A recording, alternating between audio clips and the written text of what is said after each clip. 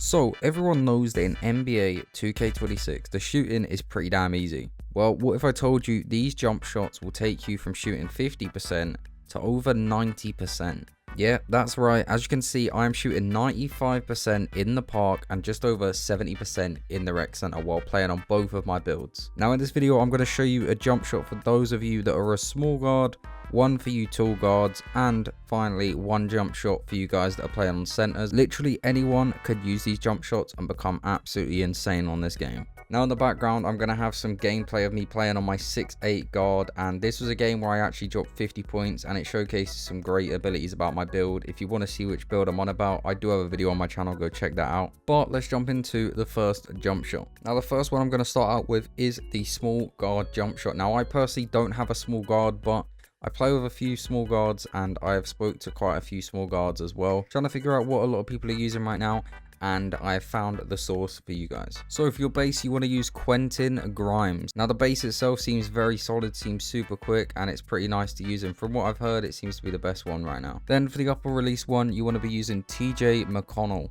Again, just a super solid release, and mostly I'm going off of word of mouth and trusting people that I've spoke to, and this is what one of the jump shots have been going around that a lot of people are using, so I have no reason not to trust it. Then for upper release 2, we have Baluba, and I know this release is good because I personally have used Baluba a lot, especially last year as well. Then for the blending and release, you want to go ahead and put it on max speed and have it at 50-50. Now the visual cue does depend on how you like to play. Me personally, every single build I make, I put on release, just because I like to have the most time to actually go ahead and time it and see the visual cue. It's just the way that I play. It's up to personal preference though, really. And like I say, I don't personally have a small guard. I don't think small guards are that viable this year compared to tall guards. So if you do end up making a small guard and you want a new jump shot, then try this one out, see if it works for you. And you only need an 85 3-point or an 85 mid-range. So this is actually very, very nice. Okay, so moving on over to my tall guard jump shot. Now this jump shot is one that I've been using since the game came out, literally day one. This is the first jump shot I put on, and I'm still using it right now because it is that good. So for the base, you want to go ahead and chuck on Scottie Pippen. Super solid base, super quick, and feels great in game. There are some times where if you get a bad catch, it can go a little bit weird, but honestly the base seems very, very solid. Then for upper release 1, you want to go ahead and use Sadiq Bey. Again, another really nice release and feels super smooth in game, and it's just a great release in my opinion.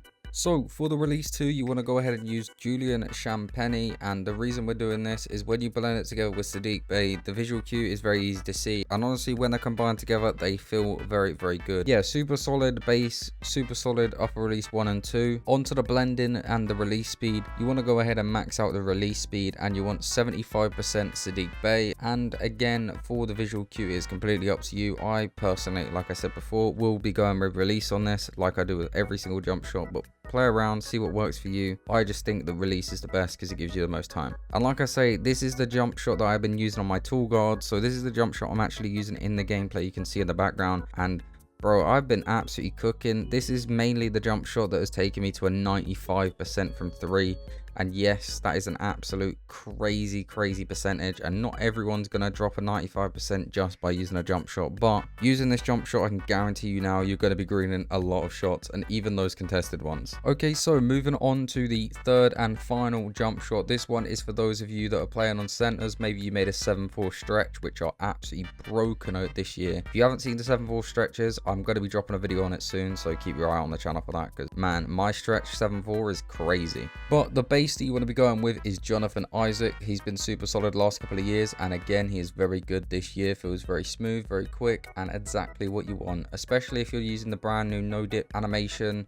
Then you're going to be able to shoot this thing insanely quick with Jonathan Isaac base. Then for your upper release 1, you want to be go ahead and using LaMarcus Aldridge, and again super solid, super smooth upper release. The visual cue is quite nice, especially when we pair it with upper release 2, Tim Duncan. So LaMarcus Aldridge upper release 1 and Tim Duncan upper release 2. Super solid when you pair them together, and it creates a very simple, easy timing jump shot. Then for the blending and the release, you want to go ahead and max out that release speed again, and like I said, if you can use the no dip, this jump shot is very, very quick in those corners, to the point where even AIs cannot guard you when you're using a no dip, if you didn't know that, which is crazy. But for the blending, we want to use 66% LaMarcus Aldridge and 34 Tim Duncan. And once again, I am using release as my visual cue. And the great thing about this jump shot is the requirements are extremely low. You only need a 67 mid-range or a 67 3-point shot. So even if you make like an inside center and you maybe use 1 or 2 cap breakers to get it up to like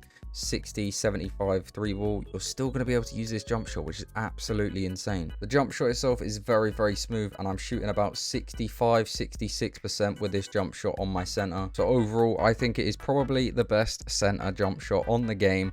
And in my opinion, I'm probably going to stick with it for a while. I tend to do that whenever I drop my first jump shots of the year.